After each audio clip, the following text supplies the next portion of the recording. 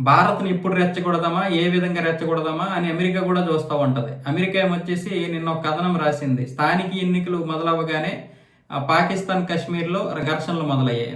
దానికి మన ఎంబీసీ గట్టిగా ఇచ్చేసింది. అది పాకిస్తానీ కశ్మీరీ కాదు, ఆజాదీ కశ్మీరీ కాదు, వివాదాస్పద కశ్మీరీ కాదు. అది ఆక్యుపైడ్ కశ్మీర్. భారతదేశం నుంచి ఆక్రమించుకున్నటువంటి కశ్మీర్ అది. లద్దాఖు, జమ్మూ కాశ్మీర్ ఇప్పటికీ భారత్‌లో భూభాగాలే కదా!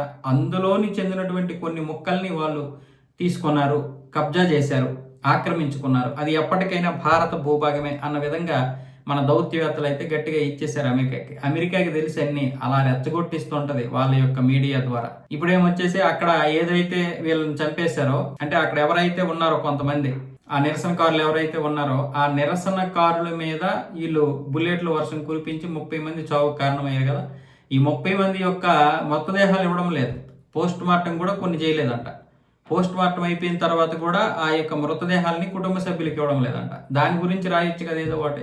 ఏదో ఒకలాగా అన్నింట్లోనూ దూరిపోదామా, అందరి అంతర్గత రాజకీయాల్లోకి దూరిపోదాము, వాళ్ళ మధ్యలో చిచ్చు పెట్టేద్దాము, ప్రభుత్వాలు మార్చేద్దాము. మొన్నటి వరకు అమెరికా చేసినటువంటి ఇదే. కానీ ఈరోజు అమెరికా యొక్క ఆటలు అన్ని దేశాల్లో సాగవు, ముఖ్యంగా భారత్లో ఇంతకు ముందులాగా సాగవు.